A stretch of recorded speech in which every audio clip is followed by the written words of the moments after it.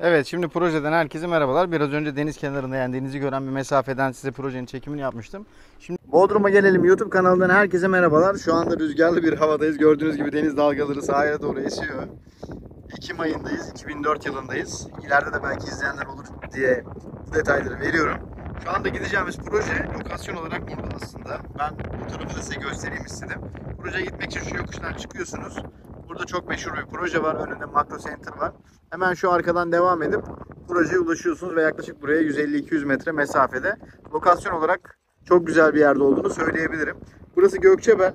Gökçebel sahilinde böyle denize sıfır projeler de var. Veyahut da yukarıdaki projelerin, mesela bu projenin de aşağıda iskelesi var. Bu tarz bir yer. Burası yürüyüşe de açık. Yürüyüş de yapılabilecek bir alan ve denize gerçekten sıfır şekilde buranın tadını çıkartabiliyorsunuz. Bölgede çok meşhur restoranlar var. Hem kulüpler var, hem denize sıfır restoranlar var, hem de beach club'lar var. O yüzden bölge olarak hassas, güzel bir bölge. Bunun hemen yakınında, hemen şu tepenin ardında Yalıkavak Marina var. Şurası içeri olan tarafta Tilkicik Koyu olarak değerlendirebilirsiniz. Böyle harika bir lokasyondayız. Şimdi esas satılık olan yeri görmeye beraber devam edelim. Umarım ses çok kötü gelmemiştir. İçeride ses daha da düzgün hale gelecek. Şimdi bu villayı çekiyorum size önce. Çünkü burası zaten bitmiş, satılmış bir yer. Otopark girişini görüyorsunuz, böyle bayırdan aşağı giriyor ve burada böyle bir separatör yapılmış gördüğünüz gibi ve etrafı çevrilmiş. Şimdi ben satılık olan seçeneği size gösterdiğimde etrafına bunun yapılabileceğini en azından tahmin edebilirsiniz. Buradan aşağıya doğru burada toplamda 10 tane villa var ve böyle sola doğru dizilmiş durumdalar. Şimdi ben size diğer villanın etrafına, yani satılık olan villanın yanına da götüreceğim ve bununla kıyaslayacaksınız ve içini gezeceğiz. Burası dehşet büyüklükte bir villa. İşçiliği harika. Bina yapısı da çok güzel. Bazı dezavantajları var. Bu dezavantajlarından dolayı ve piyasa koşullarından dolayı uygun bir fiyata sahip. O yüzden fırsat olarak değerlendirebilir. Şimdi gördüğünüz gibi buranın havuz tarafı yan villanın kapı tarafına bakıyor. Ama demin yan tarafta gördüğünüz gibi separatörlerle burayı da kapatıp izole hale getirebilirsiniz. Yani bunu çok büyük problem etmenize gerek yok. Yani villayı alıp almamanızda büyük bir etkisinin olmaması gerekiyor diye düşünüyorum. Yine de tabii ki siz bilirsiniz. Bir diğer dezavantajı da, öncelikle bunları gösteriyorum size. Buradan aşağı indiğinizde otoparka girmek için dar bir açıdan otoparka girip çıkmanız gerekiyor. Belki arabanızda otomatik sistemler varsa, hani geri sürüş asistanı gibi, buralardan kolay girip çıkabilirsiniz. Şimdi ben size villanın içerisini gezdireceğim. Burası toplamda 400 metrekare kapalı alana sahip. Yani odaların büyüklükleri de aşağı yukarı 80'er metrekare civarında. Çok geniş bir salonu var. 100 metrekarenin üzerindedir diye tahmin ediyorum. Alt katta da yani 200-200 toplam 400 metrekare bir alanı var. İçinde Türk hamamı var, saunası var vesaire vesaire. Şimdi içeri gezeceğiz, beraber değerlendireceğiz. Şimdi burası tamamen detayları bitirilmemiş bir yer ama size bitirip o şekilde teslim edecek diye düşünmenizi rica ediyorum. Şimdi burası, otoparktan girdiğinizde üst kata çıkıp oradan da bahçeden evinize girebiliyorsunuz. Aynı zamanda da burası gibi kendine ait bir girişi var. Böylece size villanın etrafını da gösteriyorum. Bu bölge lokasyon olarak çok iyi. Gökçebel denen bir bölge. Etrafında birçok işletme de var. Yürüyüş alanları da var. Ayrıca Yalıkavak, Tilkicik gibi çok meşhur noktalara da çok kolay bir şekilde ulaşabiliyorsunuz. Hemen yaklaşık 500 metre ileriden de yukarı doğru çıkarak ana yola, Migros'un oraya ulaşıyorsunuz. Oradan da hem Gündoğan'a hem Yalıkavak'a, her tarafa ulaşımı çok kolay. Evet, villanın buradan girişi de bu şekilde bir bayır üzerinden yapılıyor. Aşağı doğru devam ediyorum. Şimdi buradan ve evin içerisine, bahçesine beraber bakacağız nereleri görüyor diye. Bakın şurası da sol taraflı olan durum. İlkin bahçeyi gezelim ve çevrede neleri görüyoruz onları göstereyim size. Bu soldaki villa da satılmış durumda.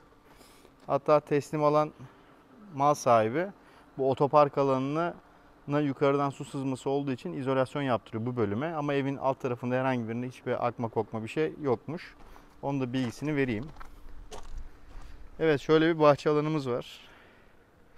Bahçenin etrafımıza baktığımızda çevreyle olan ilişkisini bu şekilde değerlendirebilirsiniz. Şu karşımızda gördüğünüz Sebateş Evler projesi. Orada da fiyatlar böyle 1 milyon 800 bin euro civarında. Ama buranın fiyatı gerçekten size şaşırtacak rakiplerin içerisinde. Çok, gerçekten işçiliği çok yüksek. Güzel bir yapı yapılmış çünkü buraya.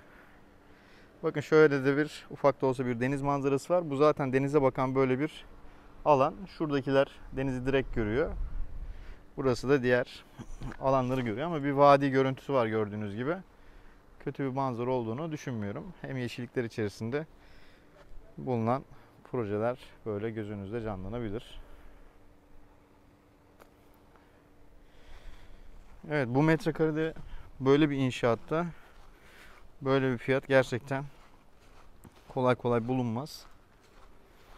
Otoparktan çıktığınız alan burası.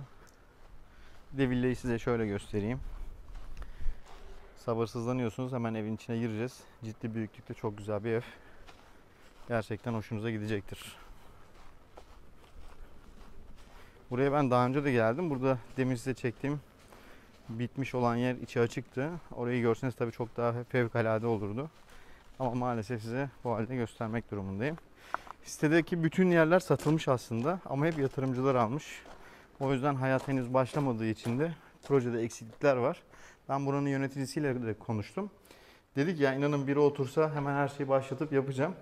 Fakat şu an oturan kimse olmadığı için yönetimsel faaliyetlere başlamadık. Burada giriş alanında gördüğünüz gibi kocaman bir kapımız var. İhtişamlı, güzel. Burada kullanılan malzemeler falan gerçekten çok iyi. Bakın böyle saklama alanları da yapılmış. Ev sıfır haliyle ama siz aldığınızda size tertemiz teslim edilecek. Yani 15-20 güne kadar da muhtemelen bitirirler. Girişte böyle bir misafir tuvaletimiz var. Hemen sağ tarafta da bir odamız var. Bütün odalarda ebeveyn banyosu var. Bu birinci odamız olsun. Girişte hemen sağda. Ebeveyn banyolu. Gayet güzel. Bahçeye kapısı olan bir oda. Ve içine gömme dolabı da yapılmış gördüğünüz gibi. Şöyle bir kapı testi yapalım. Çok kolay, güzel bir şekilde açılıyor. Markası da Alumil. Güzel bir marka diye hatırlıyorum. Kapı eşikleri gördüğünüz gibi kalın yapılmış. Bu Bodrum için çok önemli bir şey. Bu armatürler Panasonic marka. Her odaya ayrı ayrı klima sistemini kontrol edebiliyorsunuz. Bu da çok güzel bir detay. Gördüğünüz gibi bir tane şöminemiz var. Şöyle çok geniş bir salonumuz var. İnanılmaz geniş. Mutfakta çok güzel, geniş bir ada yapılmış. Ada mutfak şeklinde. Hem önde hem arka tarafta gözleri bulunuyor. Kalitesi de gayet iyi. Son derece yeterli. Çok büyük ailelere bile hizmet verebilecek büyüklükte. Saklama alanları yine gördüğünüz gibi çok güzel. Franke marka Ankastre içeride hazırda bulunuyor. Böyle geziyoruz.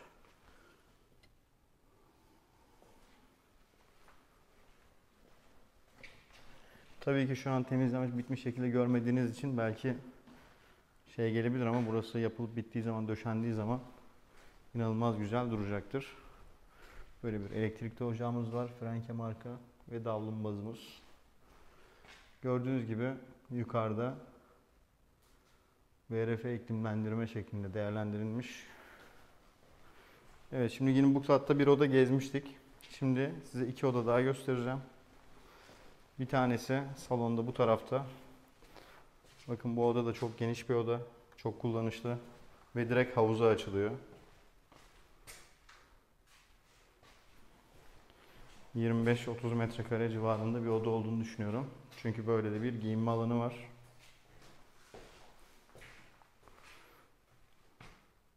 ...30 metrekareden de fazla burası. İki taraflı giyinme dolapları. Burada da bir ebeveyn banyosu, tuvaleti bulunuyor. Evet, şimdi devam ediyoruz. Evet, projede yerden ısıtma sistemi de var. Ve bunların cihazları da takılı evde. Şimdi bir diğer odayı... Şimdi bu kapıyı zorladım. Maalesef bu kapıda burada içeride malzeme olduğu için kapalıymış. Bu oda demin gezdiğimiz şu odanın birebir aynısı gibi düşünebilirsiniz. Ciddi büyüklükte bir oda. Belki bundan daha da büyük olabilir. Şurada bir alanımız var. Gördüğünüz gibi yine saklama alanları boş yerlerde hep düşünülmüş. Son derece kullanışlı, güzel bir mobilyadan yapılmış.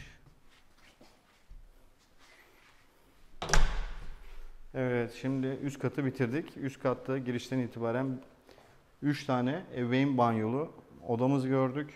Bir tane misafir tuvaletini gördük. Ve geniş salonumuza şahitlik ettiniz. Şimdi aşağı doğru iniyorum. Aşağı doğru merdivenlerden inelim. Bu üst kat 200 metrekare. Kapalı alan. Şimdi alt kata iniyoruz. Alt kat aslında her mal sahibi kendisi organize edebilir. Girişte sol tarafta böyle bir saklama alanı, dolap yapılmış bu kata hizmet etmesi açısından. Hemen burada sağda gördüğünüz gibi ısı pompası. Yani yerden ısıtma sisteminin makinesi. Bu da çok kıymetli bir makinedir. Burayı hem böyle saklama alanı hem de makine dairesi gibi düşünebilirsiniz. Dışarıda da ayrıca klimalı bir makine dairesi var.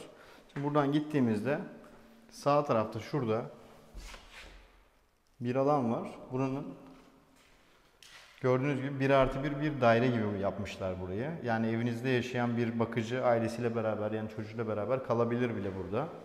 Burada krangulez boşlukları var. Gördüğünüz gibi buradan ısı alıyor, ışık alıyor ve mutfak alanı da içerisine yapılmış. Şurada gördüğünüz gibi bir banyo tuvaletimiz var. Aydınlatma olmadığı için kusura bakmayın.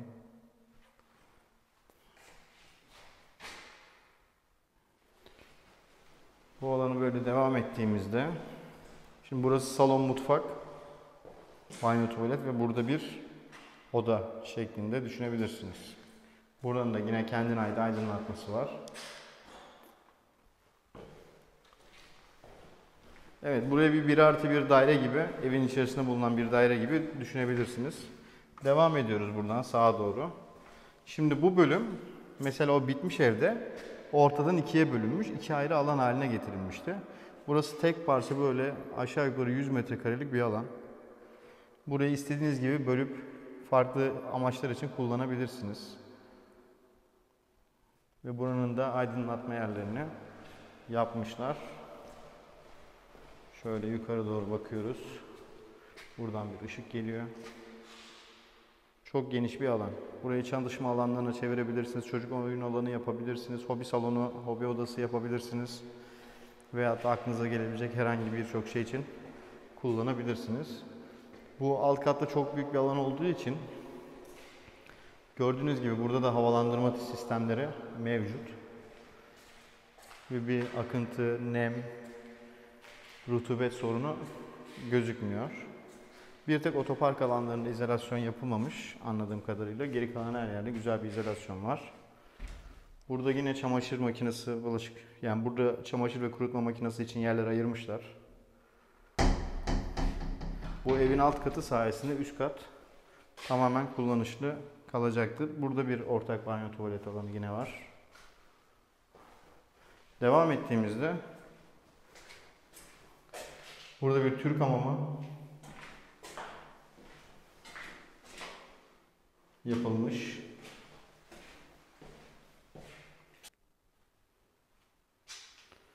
Evet, bu yanda da bir sauna alanımız var. Saunası güzel bu arada.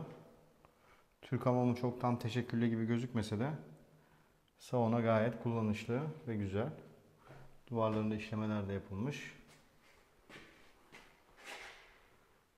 Burada da yine havalandırmalar devam ediyor. Binanın işçiliği gayet güzel ve yeterli. Çok da büyük güzel bir metrekare kullanmış. Burayı tekrar bakalım. Evet, banyo, tuvalet. Demin ben şüphe ettim bir banyo deyince sadece tuvalet mi diye ama yok, banyo tuvalet olarak dizayn edilmiş. Villanın tamamını ben size gezdirdim. Umarım memnun kalmışsınızdır. Bu ve buna benzer portföyleri izlemek için kanalımı takip edebilirsiniz. Size detaylı bilgileri vermeye çalışacağım. Burayı da eksisiyle artısıyla sizlere gösterdim ki tam olarak bilgi sahibi olun. Keşke örnek villada açık olsaydı da size orayı çekseydim de bir görseydiniz, inanın çok güzel olmuştu. Hayal gücünüze göre burayı bitmiş halini, içi eşyalı halini düşünebilirsiniz. Görüşmek dileğiyle, hoşça kalın.